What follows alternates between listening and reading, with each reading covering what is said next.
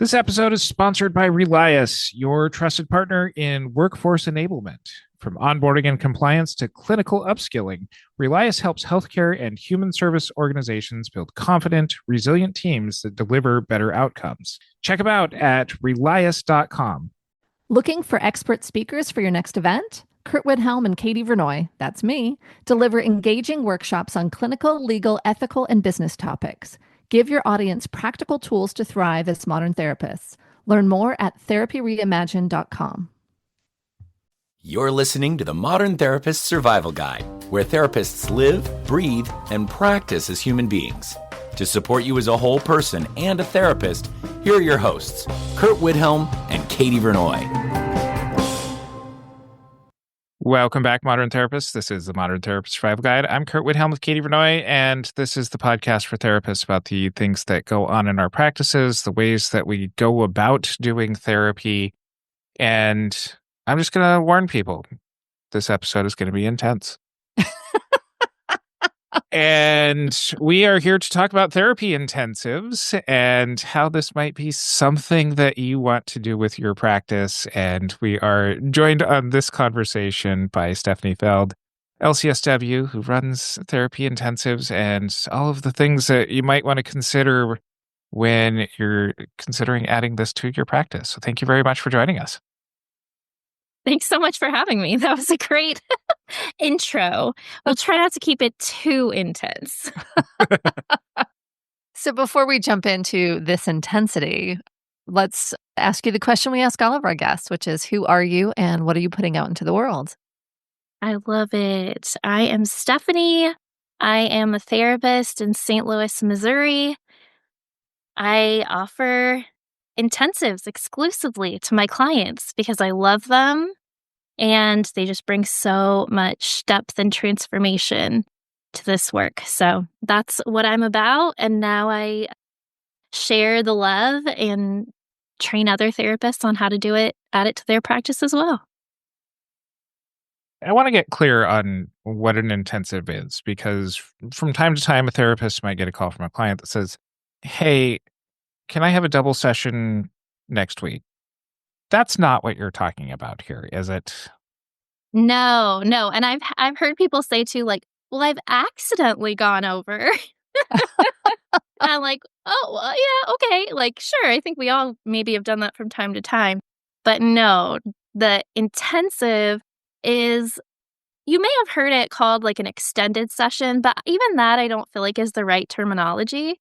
It really is a different format of therapy. So I think about a pizza or a cake and the way that we like slice the pizza or the cake. It's still cake at the end of the day. What we're doing is still therapy. But instead of delivering it in 50-minute segments, we can expand it into 3 hours or 6 hours or a weekend or a week. And the heart or the content is still the same, but the way that it's being delivered and experienced is a little bit different. So I'm looking forward to jumping into that. But the question that we usually ask towards the beginning of our episode, in a learning way, not a shaming way, is what do therapists usually get wrong? And I feel like there's a lot that therapists could get wrong when putting together therapy intensives. Sure, yeah. And it might not be what you think. The thing I see the most is people just overthinking, thinking this is so different. I have to have a whole game plan. I have to have it all mapped out.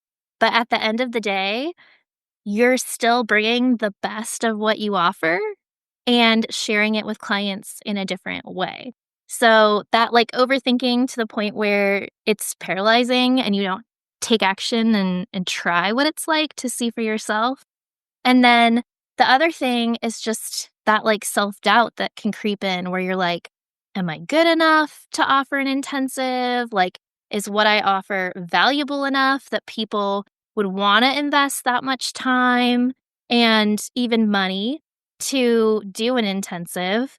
And then all that sort of just erodes at the courage to deliver something that could actually be like very transformative for clients and for us as clinicians. I first heard about therapy intensives in the EMDR world. And this was, I don't know, when I first heard about it, maybe 8, 9 years ago. And it was not something that was even revolutionary at that time, but I don't think it was common outside of some very kind of specific types of clients that are coming in. So maybe talk about who's good candidates for this other than, if you get phone calls, it's just people like, I'm really wanting to get through these issues. Can we just talk for 7 or 8 hours?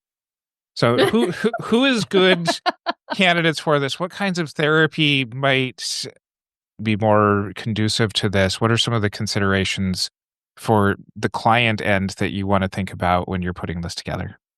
Yeah, I love that. I think like when I first heard about intensives, I was very suspicious. And I thought, and I'm a pretty relaxed, trusting person, but I just thought, how could that be a thing? Or how could that be ethical? And it just sort of like sat in the back of my mind for almost 10 years. And then I was in private practice and in the EMDR community and started hearing more about people doing EMDR intensives and experienced how much, I'll say how accelerated the progress was when we didn't have to stop at the 50-minute mark. Like we all, I think, have had those moments where you're in that like sweet spot and flow with a client and they finally are like making this really key connection that you've been just waiting for. And then you're like, oh, the time is over. And so anyway, it made sense to me that an intensive format could work better or could help people where we've run into those like time limits. And the question you asked, who would be a good candidate? So at first I really was just thinking of it from the trauma lens, right? Someone who has maybe something that's disrupting their life and they could really benefit from immediate support so that they're not just kind of keeping it all together week after week after week. And then hopefully it gets resolved or improved after 6 months or something. But now, the more that I talk with other therapists, I'm seeing that there's a lot of different modalities, presenting concerns, client issues that can be addressed in an intensive format. So really, I love to see how can we take like the best of what we do, those moments with clients where you're like, wow, that was incredible. They so needed that. And then offer it in that like different container, whether it's the 3 to 6 hours. Does that answer your question? Yeah. Okay. Well, I have the companion question, which is, when is this maybe contraindicated? Yes. So I think it goes to the type of therapy you do. So for me, I do EMDR and it's IFS informed. So I really like clients who have a good amount of coping skills and stability to do the type of work that I do. But if you were a DBT therapist, maybe the things that wouldn't be a good fit for my intensive would be fine for that type of intensive. So things like, safety issues, hospitalizations, different things like that. So it really depends on the service that you provide. And I think that we can adapt intensives to meet different client needs regardless of the risk factors or like whatever the goal is that they're working on in their therapy. The thoughts I had to explain the question was, there are times in the work that I've done more on the consulting end than on the therapy end where it's clear clients are kind of getting into overload and need some space and time before another conversation happens. So I think there's that piece that I was really curious about. And then I'm also thinking about boundaries because I've done strategy sessions with consulting clients and there's lunch to navigate and there's like some different things where there's some extra pieces that I think would be also part of the considerations on who might best benefit or be able to navigate that different type of interaction. Yeah. Yeah. And I think too, the therapist comfort level and skill, because if you have someone for that period of time, it's really, really important to be aware of window of tolerance. Like you said, like some people, they just need space in between. They reach their capacity. And so for them, doing weekly therapy is a really good fit because they need that as part of their like healing process. Whereas other people going and then having to stop could be, you know, like inhibiting where they could go. So I think knowing that about your client, and then no matter what, it's so critical. We talk about this in intake and throughout, being aware of the client's window of tolerance so that if during a long 3 or 6 hour session, they're starting to, get escalated or get a little bit numb, that we know how to communicate about that and we can make clinical decisions on how to proceed. So whether that's like you said, taking a break, walking, doing something like that, or doing a more like grounding activity to bring them back into the moment. So that regardless of the topic or the modality, I feel like that absolutely has to be, like from a clinical standpoint, has to be in place when you're doing these extended sessions. Is staff burnout impacting care quality? Are compliance tasks slowing you down? Relias helps healthcare and human services organizations turn these challenges into opportunities. The Relias platform unifies onboarding, compliance, clinical training, and performance tools tailored to your workflows and regulatory needs. Whether you're a behavioral health provider, a community-based organization, or a multi-site network, Relias simplifies complexity with automation, real-time reporting, and expert-authored content. With Relias, you'll reduce turnover, streamline compliance, and gain the insights you need to drive real improvement. More than 12,000 organizations already trust Relias. Join them. Visit Relias.com to explore how they can support your mission. How much of this work are you doing beforehand? I'm assuming you're not just having people fill out a contact form on your website and booking you for 8 hours a couple of weeks out, and that's the first time you ever talk to them. Right. No, definitely not.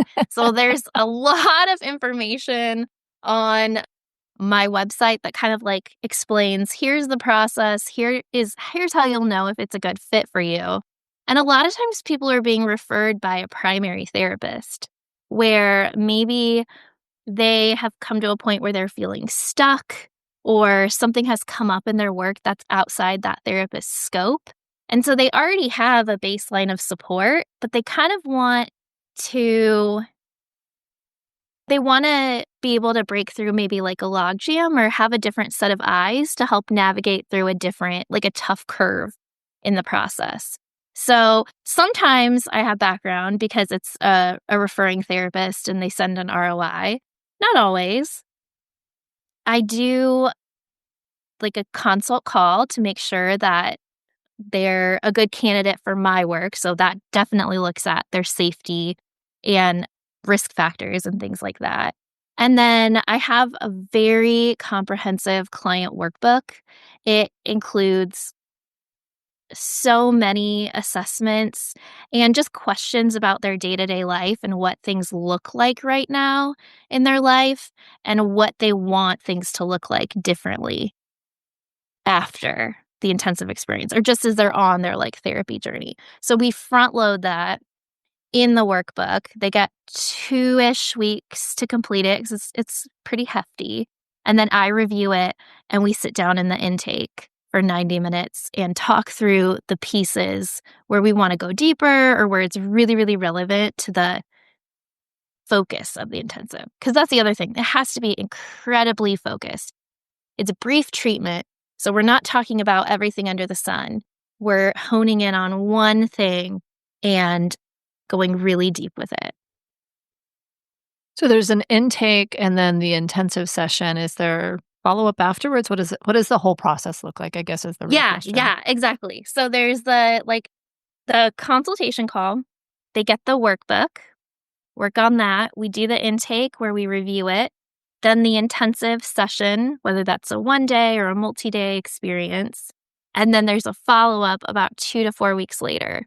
And what we're looking at is, it's kind of like a debrief or a discharge session, basically, to say, okay, so what from that experience has stuck with you? What feels most meaningful? How are things now that you're back in your normal life? Because an intensive is pretty immersive. So you feel kind of like you're in a bubble. You have to like reintegrate afterwards, you know?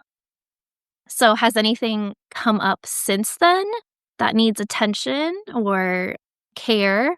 And then next steps. So are they going to return to a primary therapist?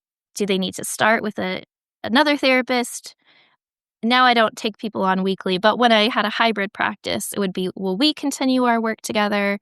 Kind of exploring what's next. And I like to encourage people to share with their support system.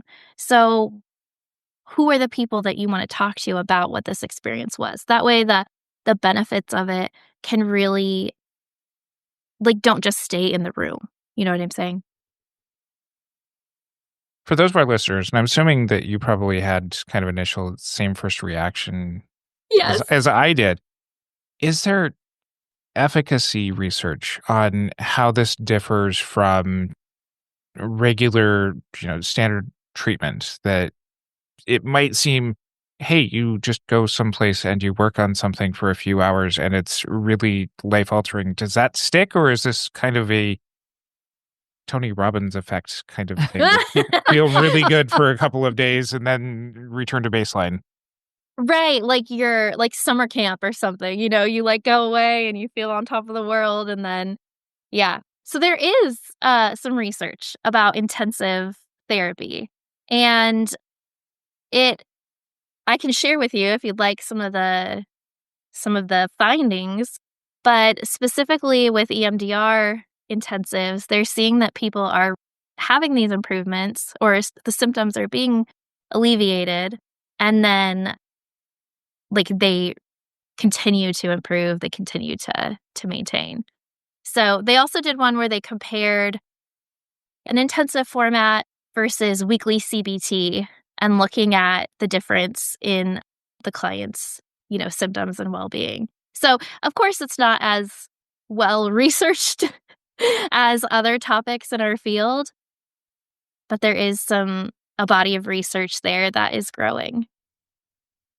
So I've been hearing more and more about this, and I'm just curious, why are more clients and clinicians moving toward an intensive format of therapy? Yeah, I think it's having more options. So for clients specifically, nowadays people are really busy, and having an appointment on their schedule once a week can feel like a very big commitment. Whether you're like traveling for work or you have kids that you have to run to soccer practice multiple nights a week, it's a big ask, especially now that, I don't know if we're officially post-COVID, but we're not all sitting at home in front of our computers anymore. Like people are out doing things. So the scheduling can be really convenient. Even people who have non-traditional work hours, or maybe they have seasonal work. So I'm thinking of teachers or professors where during the school year, their schedule's wild, they're pretty drained, maybe don't have the energy to do some ongoing therapy work. But in the summer, it's a totally different story. So just convenience, I'd say, from a scheduling point of view. And then also, some people just like to dive all in. They're ready. There's a sense of urgency.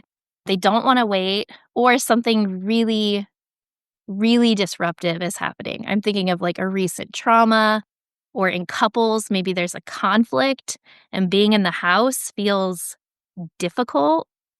Being able to go in and really address that head on and see improvements in a weekend as opposed to months can be really attractive for people. You have to want it. You have to want to go there. But I think that's the other reason why therapists are enjoying it too, is that it really draws clients who want to go deep, They're ready. They're motivated. They want to nobody's going to sign up for 3 to 6 hours of therapy unless they feel like it's time. And it really is an honor because a lot of times people are saying, I've been in therapy for years, but I've avoided this, and I know it's time to work on it. So I feel like I get to have these really sacred moments with people at the moment when they are ready, really. It really does feel like a sacred space. And I think for therapists, for us to be able to have those moments with clients where you're thinking, "Oh my gosh, this is working," or they're getting better, they're crying, or like they had a big breakthrough. Therapists, I know I could speak for myself. I love that. Like that's why I got into this work, not to keep a schedule and get people in and out of my office on the hour. Like that's death to me, But being able to really see someone do work that's brave and access something really deep, I'm like, I could do this all day. So I think that's appealing. And then if you add the factor of that you could potentially charge a premium private pay rate, well then I can reduce my caseload because I'm offering these intensives and I can go really deep with people and do maybe some of the best therapy work I've ever done.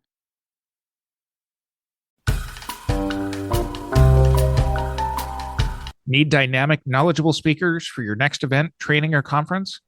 Curt Widhelm, that's me, and Katie Vernoy, that's her, bring real-world expertise to every presentation, covering topics like supervision, private practice growth, and therapist burnout.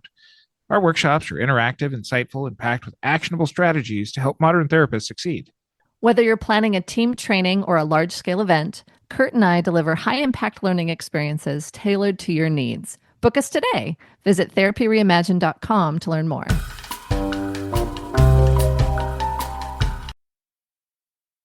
I'm glad you bring that up because I have seen occasionally where people do that for that very reason, that it's more a monetarily driven aspect without considering what it is to sit with a client in that depth for hours upon end. What kinds of surprising things do people not consider when it comes to this kind of work? Yeah. As a therapist, I mean, just that, like you said, there's beautiful things about sitting with people, but there's also some really hard things. And sometimes things come out that clients didn't expect or you weren't expecting. And so being able to hold that space and keep yourself grounded and show up for them as well in those moments is I do think it should be it should be considered carefully. And also just your own clinical confidence. If you're in a 3-hour session and a different topic comes up, which happens all the time, we're complex people. So you might start with one goal and then it brings up something else that's related.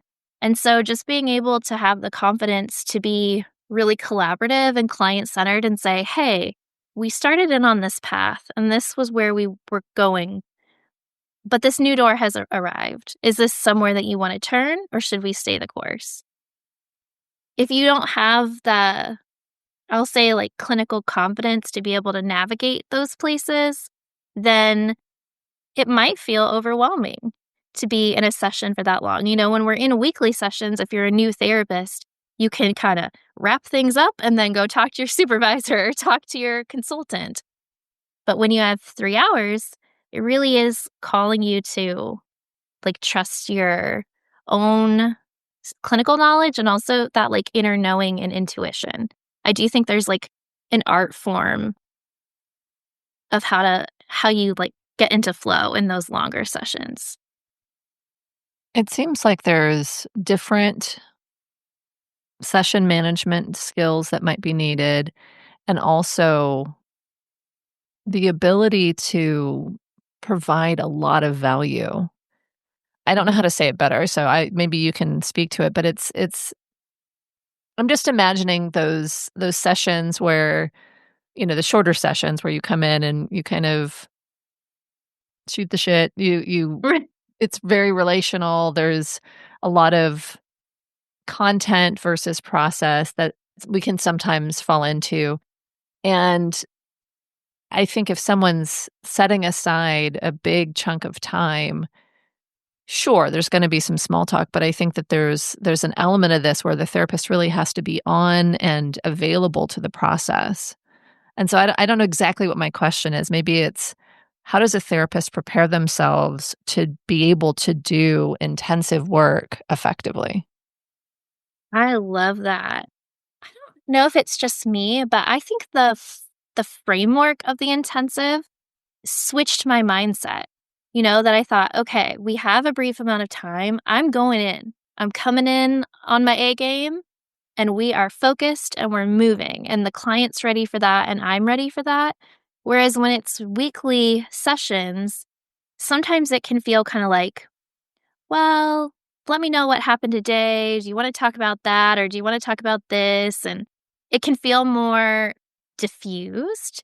Whereas when we have a single focus in a brief amount of time, then we're just going for it. So I think the structure itself allows therapists to go to the deep place. And the clients have already consented to that. They're already ready for that. And so it just gives you permission to go straight there. Whereas in weekly therapy, sometimes I don't always know that I have permission. The client may be coming in and they want to talk about their brother or their mom or work or whatever, and we're not in agreement about what the time is going to be used for. And then it's kind of, it flies by, and then you blink and it's the session's over. You started off the episode talking about pizza and cake and that kind of stuff, and you went in a little bit different direction. But when you are working with people that long, I mean, there are some practicalities that you have to consider, such as snacks and the way that you set up your room, and even lunch breaks or other kinds of things like that. I know I'm just scratching the surface on this, but what are some of those considerations that you have to plan through a day when you're doing this kind of work? Yeah, I love it. And really, it runs the gamut. I mean, you could be as simple and minimalist as having just like the coffee maker that's already in your waiting room.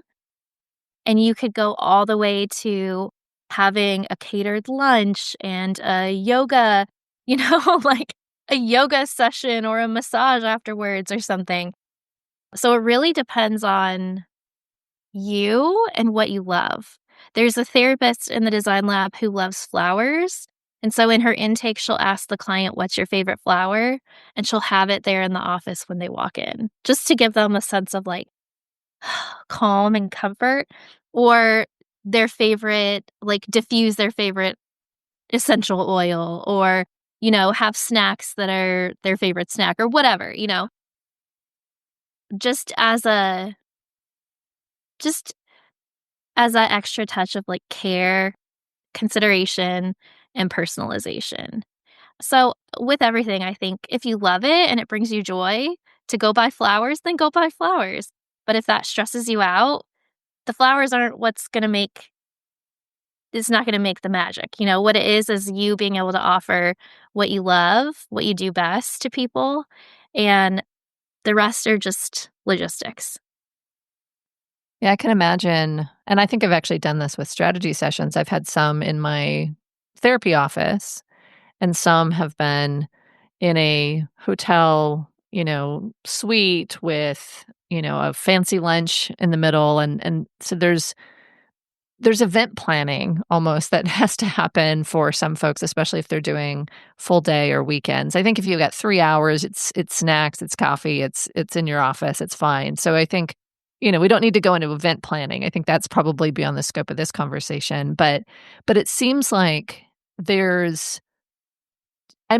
feeling the bubble of creativity around what's possible in this.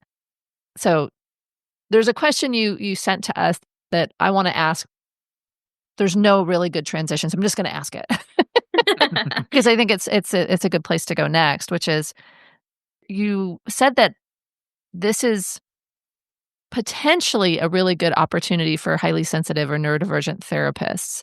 So how is that something that this would uniquely support those therapists? I would never have guessed this without living it myself. So I am highly sensitive and neurodivergent, and I've been running my practice the way that we all do. You know, so many sessions per day, per week, 50 minutes. And it wasn't until I switched to an intensive model that I realized that was killing me. And I'll be more specific. As a highly sensitive person, attuning to someone's nervous system and then getting connected to it and then having to do a closure, wrap it up, send them out, and then tune in to a totally different person and then another totally different person. Like by the end, I was just so drained. And I already had a very part-time caseload knowing that about myself. Whereas when I was doing an intensive and I could just connect with one person and stay with them and track with them, across that day, across 3 days, it just felt so much just better. Honestly, even if they were getting into painful content or intense content, it just worked so much better for me. And then the same thing being ADHD, like the executive functioning and administrative burden of trying to track so many different clients, what they're working on, where you left off, what their cousin's name is, what the goal is, all the case notes, like I would never have thought that that was difficult until I did it a different way. And so I think that I just wonder how many of us therapists are kind of doing what's always been done, but there might be a better way that works better with your personality or with your neurotype, and that it's available, it's possible. I think there's also an element of being able to hyper focus with people, that like you're in your best and they're in their best. Like it just feels like a lot of synergy. For people who are interested in learning more about how to do this, this isn't something that, in my experience, that I would have just kind of started with clients. That this is something where I think it is where some handholding or some coaching needs to come along as far as some considerations. Where do you recommend that they go, and where can they find out more about your stuff in this process? Since that person is probably you.